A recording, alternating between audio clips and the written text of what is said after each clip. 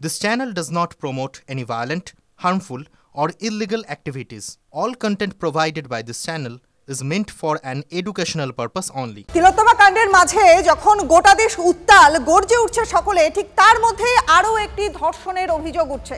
নরেন্দ্রপুর থানা এলাকায় বাড়িতে ঢুকে গৃহবধূকে ধর্ষণের অভিযোগ উঠল প্রতিবেশীর বিরুদ্ধে।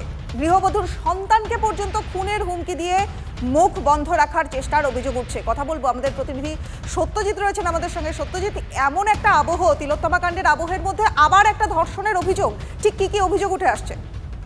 দিনে দুবার ব্যবহার করো স্টপেজ ক্রিম আর নিজেকে রাখো এভারগ্রিন কেয়াশেক আরোমা থেরাপি স্টপেজ ক্রিম আর খুঁজে পাও নতুন আমিকে। দেখো, পুলিশ এবং এলাকা সূত্রে যতটুকু জানা যাচ্ছে যে আরজি করের এই আবহের মধ্যেই নরেন্দ্রপুর থানা এলাকার এক গৃহবধূকে ধর্ষণের অভিযোগ উঠেছে প্রতিবেশীর বিরুদ্ধে।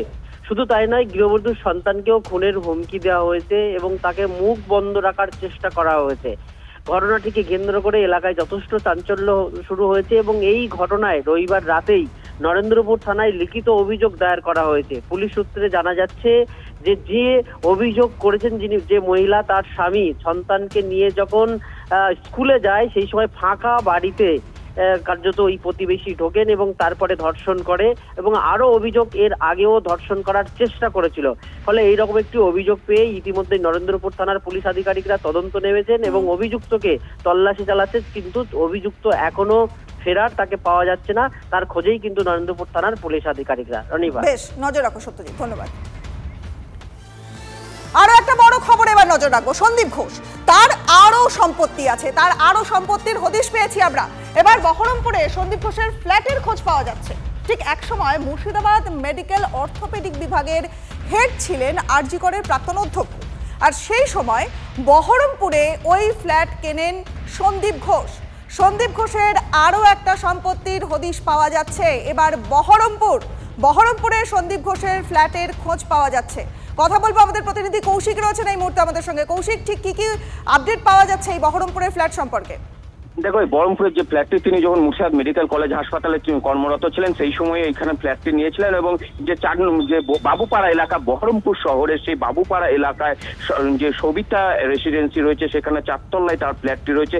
তাকে 3 বছর আগেও কিন্তু দেখেছে তার অন্যান্য যারা প্রতিবেশী রয়েছে, অর্থাৎ ফ্ল্যাটের আবাসনে অন্যান্য যারা বাসিন্দা রয়েছে তারা 3 বছর আগেও দেখেছিলেন তার কাছে। এবং শুধুমাত্র ফ্ল্যাট এমনটা নয়, তার যে গ্রাউন্ড ফ্লোরে যে বেসমেন্টে যে পার্কিং ব্যবস্থা রয়েছে সেখানে তার পার্কিং এর জন্য, গাড়ি পার্কিং এর জন্য জায়গাও রয়েছে এবং পাশাপাশি তিনি যে মেইনটেনেন্স, যে আবাসনের যে মেইনটেনেন্সের ক্ষেত্রে তার পাশের অন্য একটা আবাসনের বাসিন্দাকে তিনি টাকা দিয়ে দিতেন এবং সেই মেইনটেনেন্স দিতেন। তবে এই মাসের ক্ষেত্রে দেখা বিষয়, এখনো পর্যন্ত এই মাসের যে আবাসনের যে মেইনটেনেন্স টাকা সেটি কিন্তু এখনো আসেনি এবং তার প্রতিবেশীরা যেটা জানাচ্ছেন যে তাকে 3 বছর আগে যখন দেখেছিলেন তখন হয়তো এরকমটা ভাবতে পারেননি।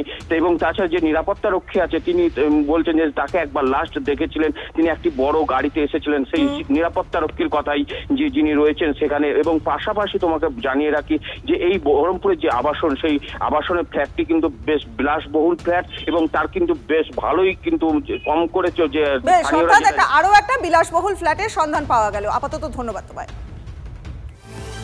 রাতের শহরে নিউ টাউনে ভয়াবহ পথ দুর্ঘটনায় মৃত্যু হলো একজনের, আহত 4।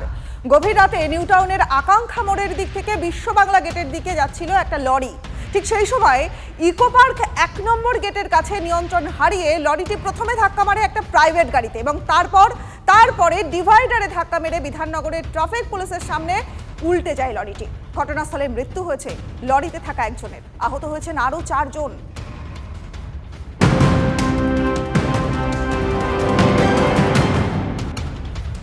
আরো একটা গুরুত্বপূর্ণ খবর, মণিপুরে সিআরপিএফ ক্যাম্পে জঙ্গি হামলা। মণিপুরের কাংপোকপি জেলায় সিআরপিএফ ক্যাম্পে জঙ্গি হামলা। বড় কোনো ক্ষয়ক্ষতি হয়নি। অত্যাধুনিক অস্ত্র, ড্রোন ব্যবহার করে হামলা সিআরপিএফ এর ক্যাম্পে।